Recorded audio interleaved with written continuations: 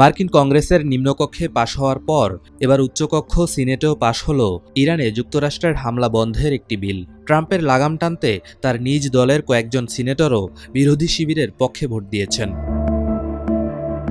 ২৩ June সিনেটে ৫০ বনাম ৪৮ ভোটে বিলটি পাশ হয়। এর আগে চলতি মাসের শুরুতে নিম্নকক্ষ হাউস অফ রিপ্রেজেন্টেটিভে বিলটি ২১৫ বনাম ২০৮ ভোটে পাশ হয়েছিল। সিনেটে ৪ জন রিপাবলিকান সদস্য ডেমোক্র্যাটদের সঙ্গে ভোট দিয়েছেন। হাউস অফ রিপ্রেজেন্টেটিভেও ৪ রিপাবলিকান একই অবস্থান নিয়েছিলেন। ইরান ইস্যুতে নিজ দলের প্রায় সব রিপাবলিকানদের সমর্থন ছিল ট্রাম্পের পক্ষে, কিন্তু এবার সেই ঐক্যে ফাটল ধরেছে। আসন্ন মধ্যবর্তী নির্বাচনের আগ মুহূর্তে দলের মধ্যে এমন অন্তর্দ্বন্দ্ব ট্রাম্পের জন্য একটি রাজনৈতিক সতর্কবার্তাও বটে। দলের মধ্যে এমন বিভাজনের সবচেয়ে বড় কারণ হিসেবে ধরা যায় মার্কিন জনগণের মতামত। রয়টার্স ও ইপসোসের সবশেষ একটি জরিপ বলছে মাত্র ২৫% মার্কিনী মনে করেন ইরানের বিরুদ্ধে যুক্তরাষ্ট্রের যুদ্ধ ঠিক ছিল। বেশিরভাগ মার্কিনী এখনও আশঙ্কা করছেন তেহরানের সঙ্গে চলমান যুদ্ধবিরতি বেশিদিন স্থায়ী হবে না।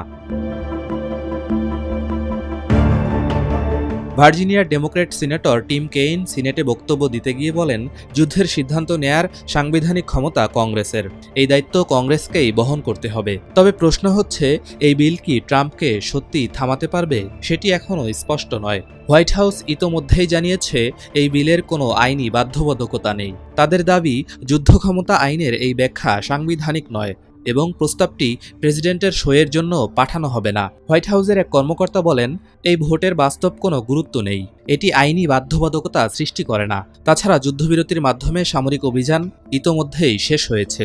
তবে কংগ্রেসের অনেক সদস্য হোয়াইট হাউসের এই ব্যাখ্যার সঙ্গে একমত নয়। মার্কিন কংগ্রেসের নিম্নকক্ষে বিলটি প্রথম উত্থাপন করেছিলেন নিউ ইয়র্কের কংগ্রেসম্যান গ্রেগরি মিক্স। তিনি জানিয়েছেন, প্রশাসনকে এই সিদ্ধান্ত মানতে বাধ্য করার জন্য সব ধরনের আইনি পথ অনুসরণ করা হবে। মার্কিন বিশ্লেষক স্কট অ্যান্ডারসন বলেন, নির্বাহী বিভাগ সম্ভবত সাংবিধানিক যুক্তিতে এই বিল উপেক্ষা করবে, তবে শেষ পর্যন্ত বিষয়টি আদালতে গড়াতে পারে। এদিকে পরিস্থিতিকে আরও জটিল করে তুলেছে যুক্তরাষ্ট্র ইরান শান্তি আলোচনা। সুইজারল্যান্ডে প্রথম দফার বৈঠকের পর উভয় পক্ষ ৬০ দিনের একটি রোডম্যাপে সম্মত হয়েছে। এদিকে মার্কিন কংগ্রেসও ট্রাম্প প্রশাসনের বিপক্ষে। এমন অবস্থায় ট্রাম্প এক জটিল দ্বন্দ্বের মুখে দাঁড়িয়ে।